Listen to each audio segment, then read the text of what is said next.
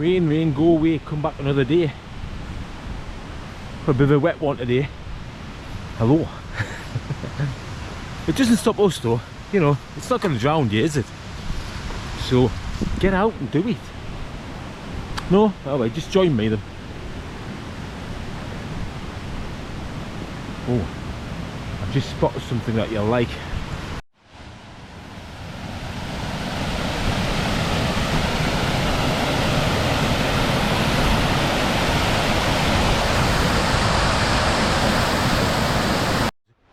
There's a carpet of snowdrops here, isn't that beautiful? And the sun's trying. Very nice. The forecast was rubbish again.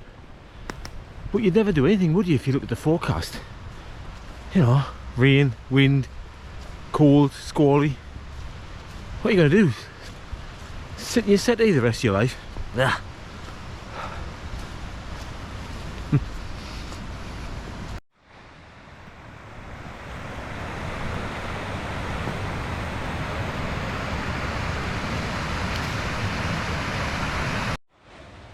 Just look at this bridge, and you can see it's like propped up underneath. There's some sort of metal supports, and it has a chain across here, which I'm guessing is saying don't go across.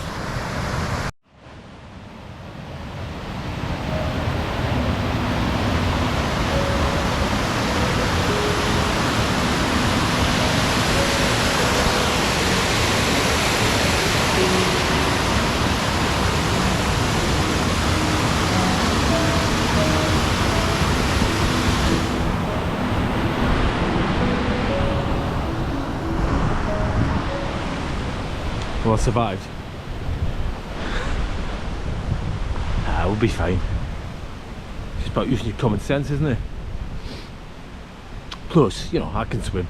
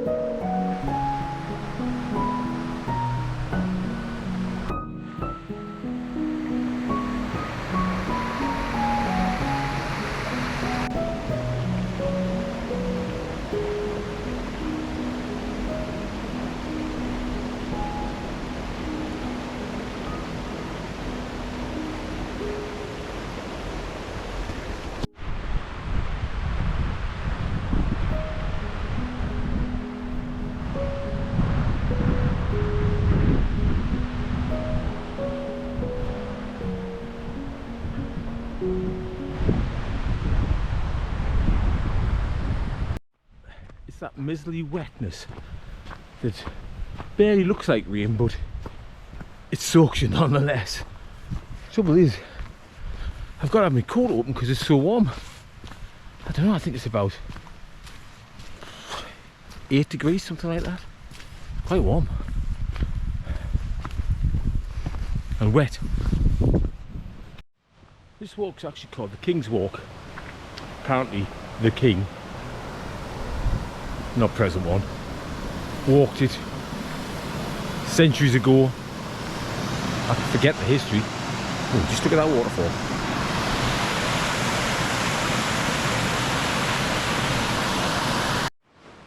Yeah, it's just outside Middleton Teesdale in County Durham. And that river, stream, beck that we're following is called the Hudeshope Beck. and we're following it all the way up. Well, maybe not all the way, as far as I can go. I'm hoping I might see some deer. Now I've said it, I've probably jinxed it. I better shut up, I'll scare them away.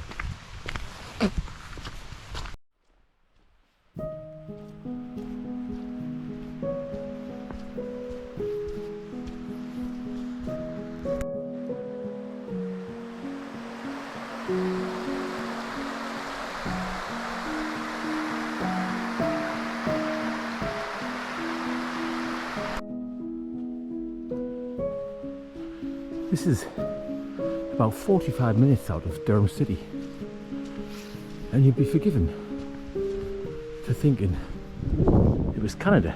If I hadn't told you, I'm sure you could think that. It's a lot cheaper to get to, a lot easier, and there's no bears. I hope. Kajuki. Oh dear. Somebody came a copper.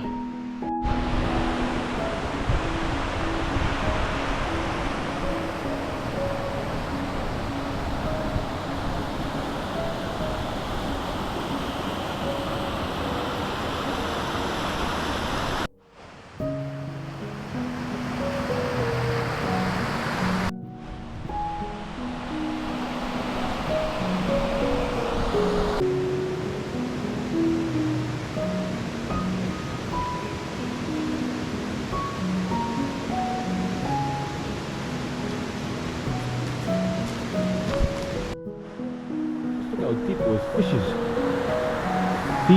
Fishes, I'm not sure. Oh, in that rock. Fantastic.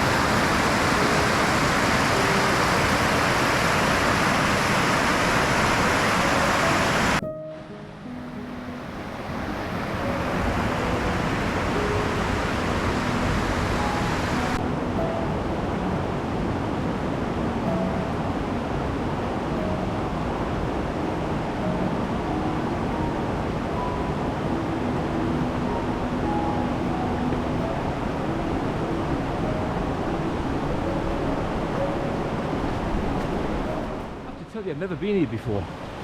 I didn't even know there was a gorge here in Teesdale, and it's pretty impressive. It's gorgeous. It's gorgeous.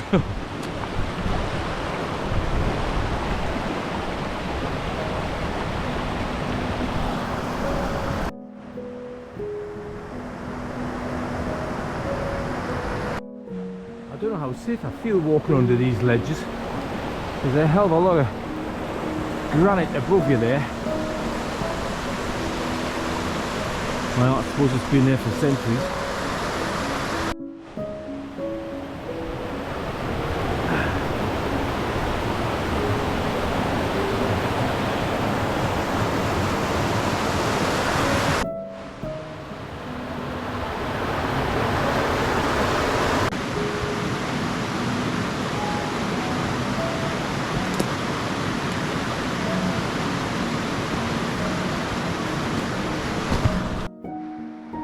This is something else, this.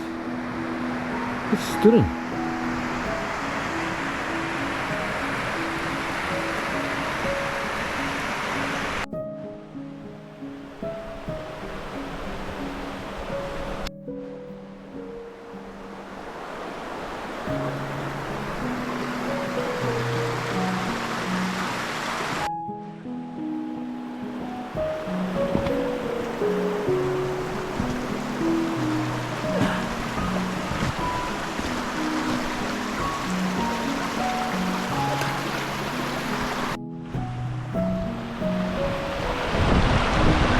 is not easy.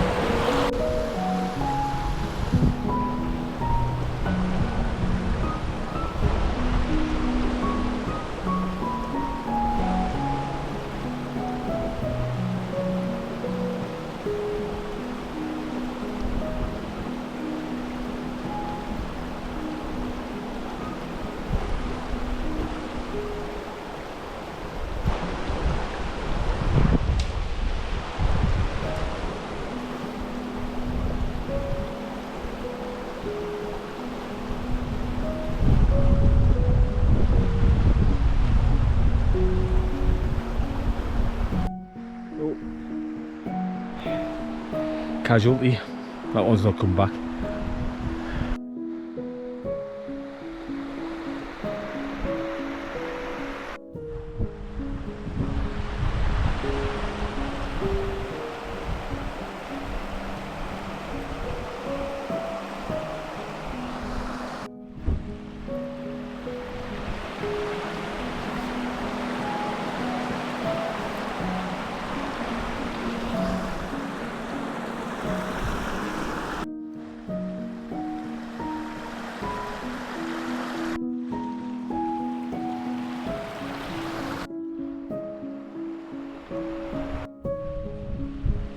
There's real evidence here of mining in the past. Those buildings there and the spoil heaps ahead of us there. I'm guessing lead, and I'm guessing 19th century.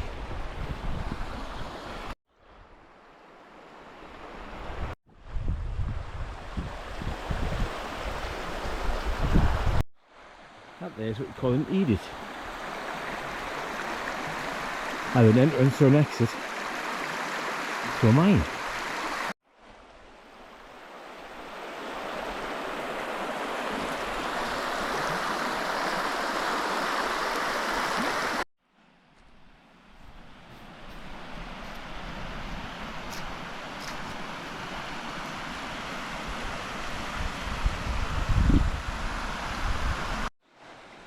I'm just studying the deck here to see if I can find a way across that doesn't involve me getting soaked. I know you'd all like to laugh, but I'd rather avoid it.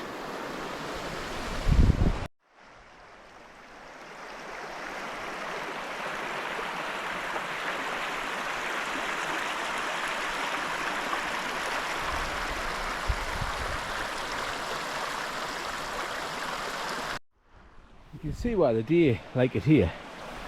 This ground is covered in lichen, which is one of their favourite foods.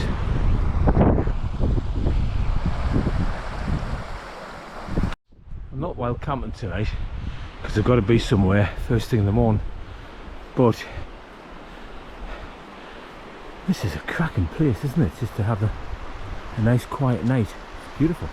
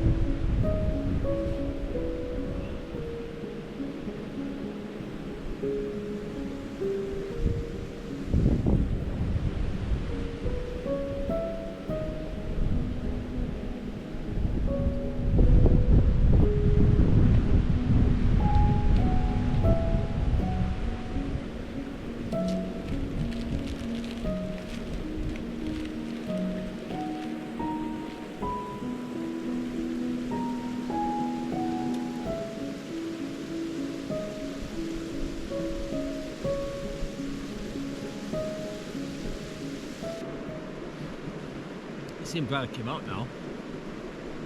The rain stopped, the wind's died down, it's warm. What a fantastic walk. Definitely worth it.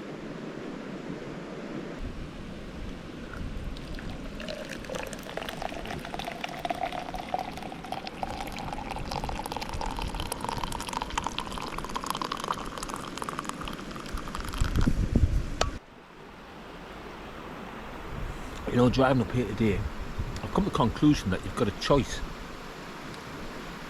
to be happy or not. And you might think, no you haven't. Something's out of your control. Things happen to you that are going to make you unhappy. And you'd be right. But those things are out of your control. The thing that's in your control is you can choose to be happy in here. You can wake up in the morning and think the world's going to shit. If you look at the news every day, it's pure fear and propaganda, the mainstream media. Social media, the truther communities, it's not much better, it's all speculation. If this happens, then this will happen. If we don't do anything about this, that'll happen. This might happen, but it's all ifs and buts, it's pure speculation. We know the agenda, we know the narrative, we know where it might lead to, and you can worry about it if you like, every day. Keep looking at it. Keep checking up to see if everything's different, everything's changed. What's the new news? We've been doing this for 3 years. And where does it get you? What does it do to this up here? What does it do to you? You see, you know, a lot of us now, we're careful about what we eat, aren't we? Not too much alcohol, not too much sugar. Keep the carbs down. Keep fit, keep healthy. Careful about what we ingest. But what we ingest is what we ingest in here as well. What goes through in our eyes visually, what goes in our ears, what we hear. What does that do to our mood?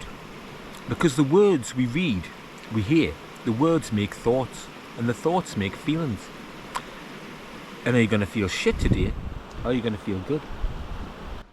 And you might think, oh wait, you're just saying bury your head in the sand, David. I'm not. You know the agenda, you know where it's going. If it isn't stopped, you know what they want to do, what the plans are. And this net zero thing, you know, by 2050 they want no carbon, whatever, it's never going to happen. It's never going to happen. You think they're going to persuade poor people in China not to get better off, not to improve their lives? You think you're going to stop poor people trying to improve themselves? Of course not. Billions of people, you're never going to stop them. So what's one little island like Britain, you know, what difference are we going to make? It's not going to happen. So the next 27 years, sorry, to 2050. For many of us, that's the rest of our lives. The next 27 years, you can look at the news, or the social media, the pundits, people speculating, you can look at that every day and get yourself down. And it's all negative, there's no good news, or very little. You can look at that every day for the next 20 whatever years. We've spent 3 years doing that now. And if it all goes to shit and we're right, and they get what they want, and they turn this world into a communist state, well, at the end of it, right, you can say, there, I told you so. But what state you're going to be in? Because the people who survive are the people who adapt and survive. And whether you look at things positively or negatively, you're limited to what you can do still, but you can still petition, protest, share information, try and wake people up.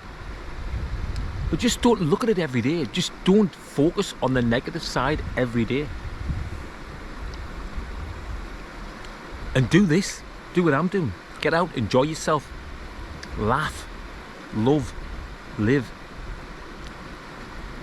And if the worst comes to the worst, and like I say, they do get what they want, yeah, what kind of position are you going to be in? You can look back on your life and you can say, well, you know what, I had some good memories, I had some good times, in spite of the bastards. You know what I mean? Plus, you're going to be healthy and fit, and you're going to be okay up here. You're going to be in a position to adapt and survive, and that's where we need to be. So make your choice. Who are you going to be, Mr. Happy or Mr. Unhappy? And I get it, it's easy, it happens to me. I get sucked into these stories, and God, you read something and it really affects you. Because it's the words, isn't it? The words they use. They make your thoughts, and the thoughts make your feelings. And then you feel shit. And you're not a nice person to live with. And nobody wants to be around you because you're a miserable git. Do you want to be a miserable git? Or do you want to be a happy person who does what they want to do in spite of everything? We're not going to comply anyway, so what the hell? One life. As far as I know, so live it. Be a happy person. It is our choice, how we feel up here. But if you feed it, if you feed that brain, if you feed that mind shit, propaganda, fear, negativity, what do you think you're going to get? Or if you feed it this, nature, fresh air, wildlife, love, laughter and life. If you feed it good stuff, you're going to be a happy person.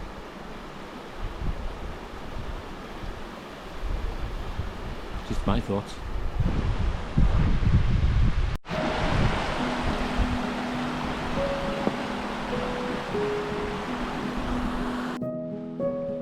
Of course, I've still got the problem. I've got to cross this beck without getting wet.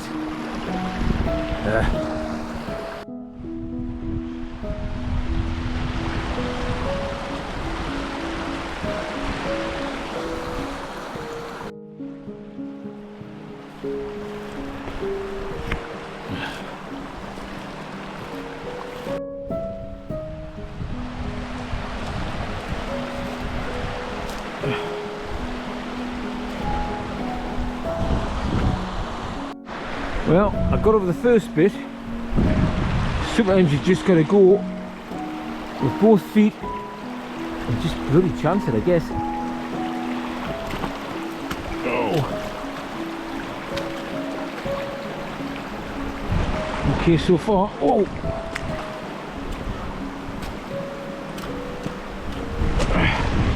Oh, crikey, there's 3. 3 to cross. Oh my god.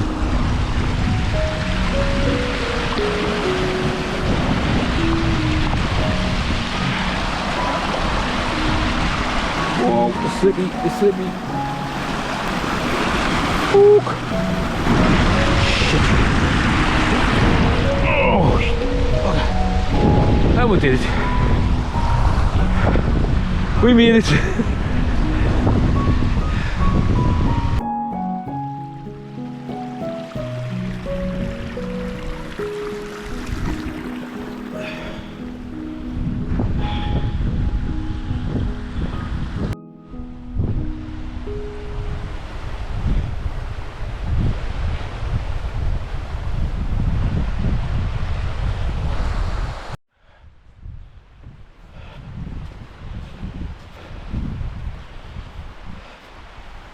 I'm just walking along here and I noticed this and I thought, that's not natural, somebody's put that there. Why? Then I thought to myself, we're under a tree for shelter. Somebody's made a couple of nice seats to sit on while they have the bait and enjoy that view. Should be a detective, me.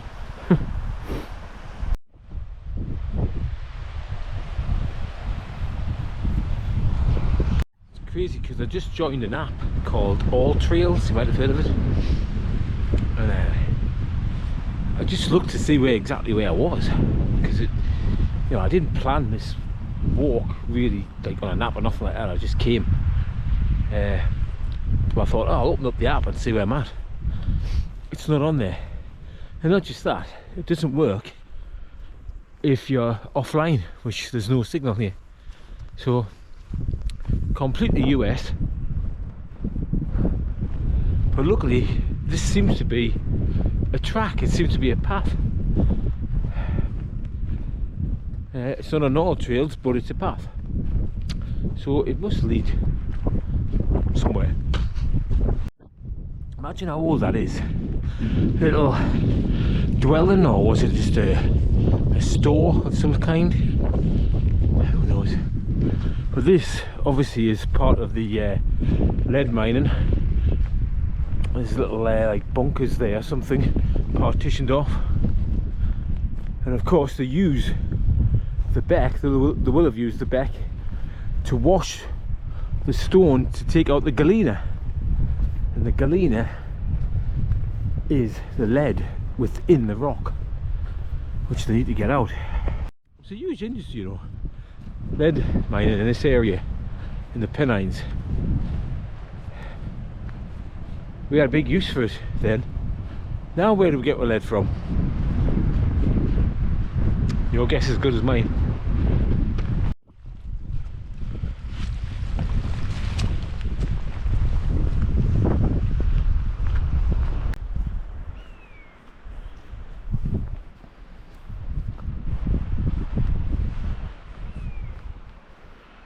Don't know if you can hear that or see it up in the sky there. It's a common buzzard out on the hunt.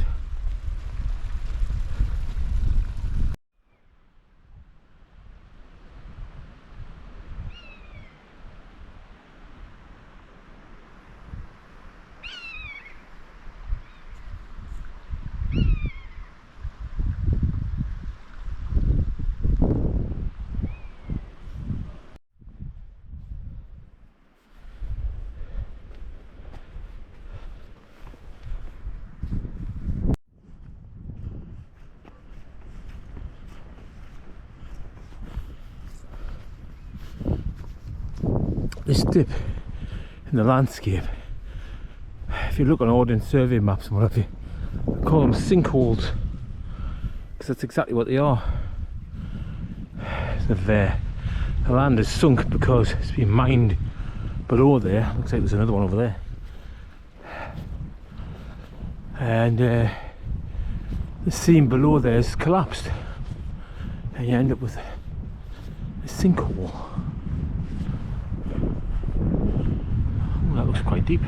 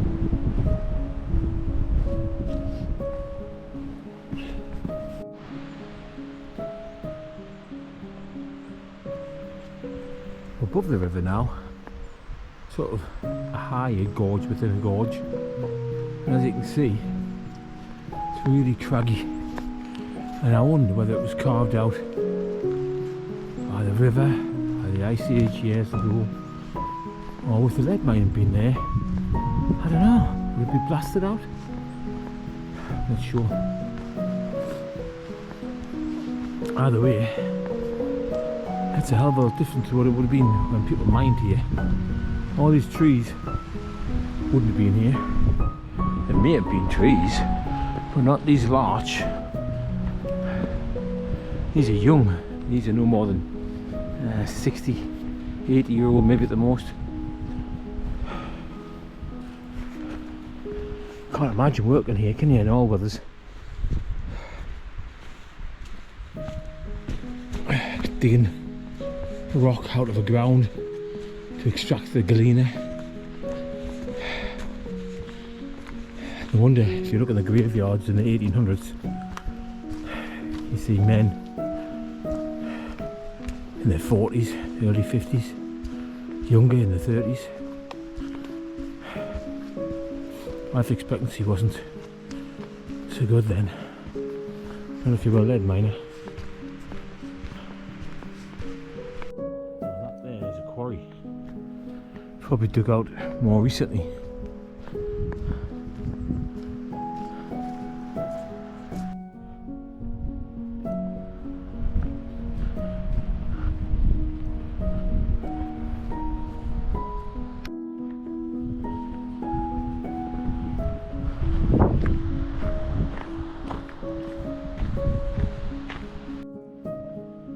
Those kilns that you saw before, this is the top of them.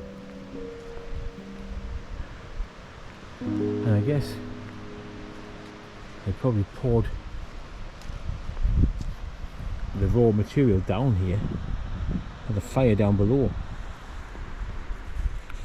to extract whatever it was they were trying to, well, galena, I guess, the lead.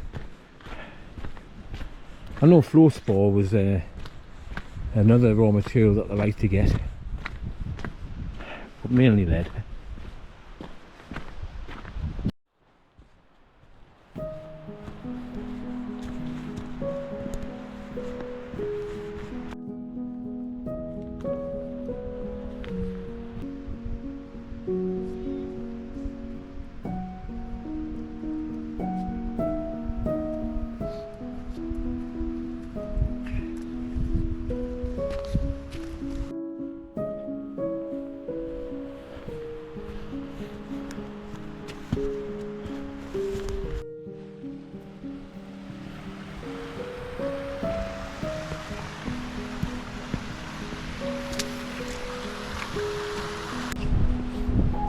Another salt course to get over, or under, I think, yeah.